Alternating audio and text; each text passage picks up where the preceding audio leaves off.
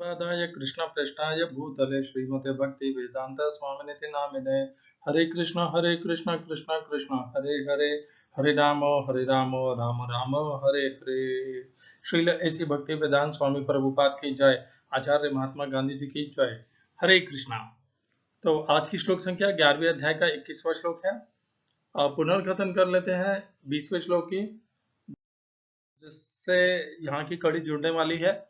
द्यावा पृथिव्योरिदमन्तरं हि व्याप्तं त्वयैकेन दिशश्च सर्वाः दृष्ट्वाद्भुतं रूपमुग्रं तवेदं लोकत्रयं प्रव्यथितं महात्मन्।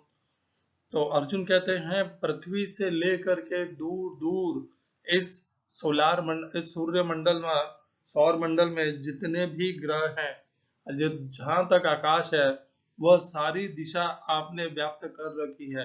पृथ्वी से ऊपर नीचे दाएं बाएं उत्तर दक्षिण सब तरफ पृथ्वी के सारी दिशाएं आपने व्याप्त कर रखी हैं।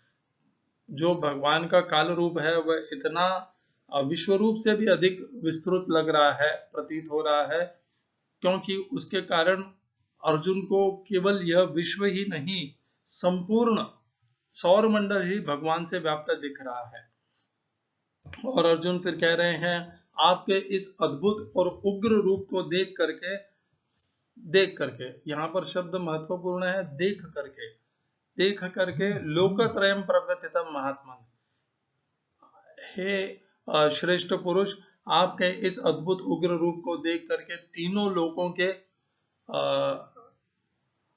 रहवासी, तीनों लोकों में सभी रहवासी कांप रहे हैं, या तीनों लोकों के रहवासी कांप रहे हैं। ये जो किसने देखा भगवान का यह अद्भुत और उग्र रूप, और कौन इतने भयभीत हुए, इसका वर्णन आज के श्लोक में होगा, 11वें अध्याय के 21वें श्लोक में। अमी हि त्वां सुरसंघा विशन्ति केचित् भीता प्राञ्जलयो गृह्णन्ति स्वस्तित्युक्त्वा महर्षि सिद्ध संगाः स्तुवन्ति त्वां स्तुतिभिः पुष्कलाभिः। हिंदी अनुवाद गीता यथारूप स्वामी प्रभुपाद। देवों का सारा समूह आपकी शरण ले रहा है और आप में प्रवेश कर रहा है। उनमें से कुछ अत्यंत भयभीत होकर हाथ जोड़े आपकी प्रार्थना कर रहे हैं। महर्षियों तथा सिद्धों के समूह कल्याण हो कहकर वैदिक स्तोत्रों का पाठ करते हुए आपकी स्तुति कर रहे हैं। English translation Gita as it is Swami Prabhupada. All the demigods are surrendering and entering into you. They are very much afraid and with folded hands they are singing the Vedic hymns. इस श्लोक में प्रयोग किए गए संस्कृत शब्दों के अर्थ हैं, अमी वे सब, ही निश्चय ही, त्वाम आपको, आप, सुरसंघा देवताओं के समूह, विशंति प्रवेश कर रहे हैं।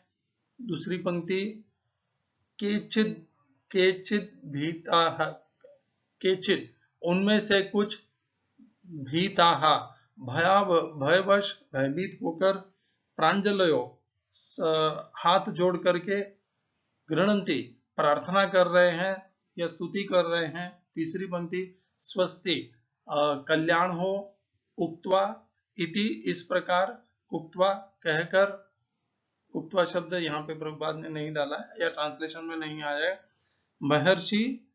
महर्षि गण, सिद्ध संगाह सिद्धों का समूह, स्तुवंती आपकी स्तुति कर रहे हैं, त्वाम आपकी स्तुति भी,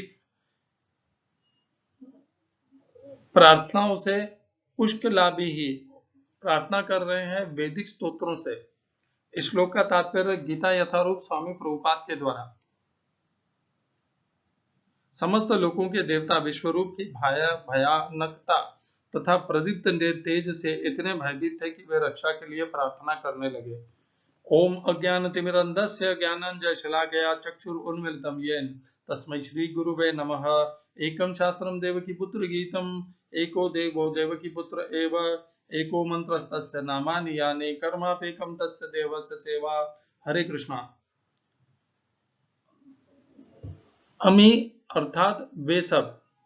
तो अर्जुन अब क्या देख रहे हैं उसका वर्णन कर रहे हैं। जैसे ही भगवान का विश्व रूप काल रूप में परिवर्तित हुआ, तो जो देवता पहले भगवान के भीतर थे, अब वे भगवान के इस काल रूप को देख करके आश्चर्य कर रहे हैं, भयभीत हो रहे हैं, हाथ जोड़ करके प्रणाम कर रहे हैं और उनमें प्रवेश भी कर रहे हैं।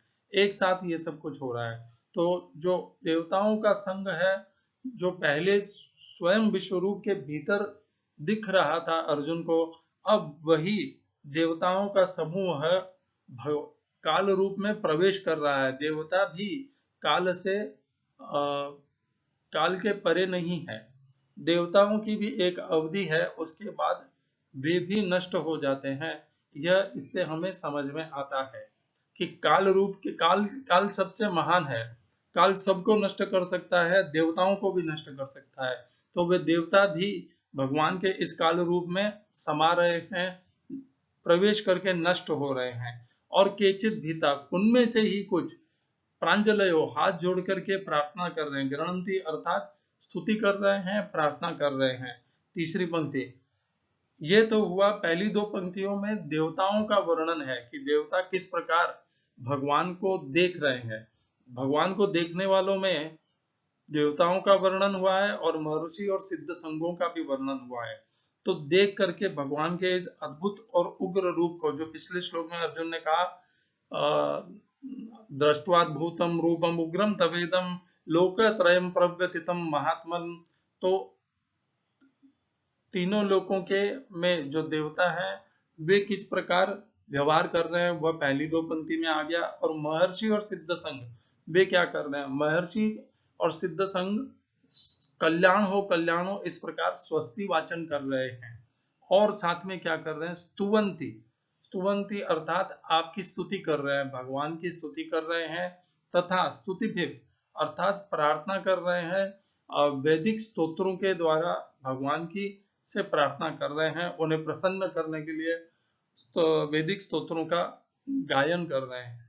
तो इस प्रकार इस श्लोक से हमें पता चलता है कि जो भगवान का काल रूप है, जो उग्र और अद्भुत है, इस रूप को देवताओं के समूह ने, महर्षियों के समूह ने और सिद्धों के समूह ने देखा। और देख करके उन्होंने किस प्रकार प्रतिक्रिया की, वह भी इस श्लोक में हमें पता चलता है। अर्जुन ने यह जो वर्णन किया है भगवान स्वयं देवताओं का भी कि वो किस प्रकार प्रतिक्रिया कर रहे थे, इससे हमें चिंतन करके भगवान के इस काल रूप की भयावहता और उसका उग्र स्वरूप, वीर्यवान एक उग्र स्वरूप, उसका हम चिंतन कर पाते हैं कि कितना तेजोमयी और भयावह वह उग्र रूप, और कितना उग्र होगा भगवान का वह काल रूप। और इस प्रकार इस काल रूप को जानना हमारे लिए आवश्यक भी है। और अर्जुन भी इसको पहचान नहीं पाए थे। हम तो आज पहचान पा रहे हैं कि यह काल रूप है, क्योंकि आगे के श्लोकों में स्वयं भगवान इसकी पुष्टि करने वाले हैं। परंतु जब तक यह काल रूप प्रारंभ हुआ दिखना, तब अर्जुन समझ नहीं पा रहे थे कि ये कौन सा भगवान का रूप है। और इसके पहले कि भगवान अपने आप को स्वयं प्रमाणित करते कि मैं काल हूं, उसके पहले अर्जुन ने क्या देखा, उस काल रूप के साथ में देवता, महर्षि और सिद्ध किस प्रकार व्यवहार कर रहे थे, यह इसका वर्णन अर्जुन ने यहाँ पर किया।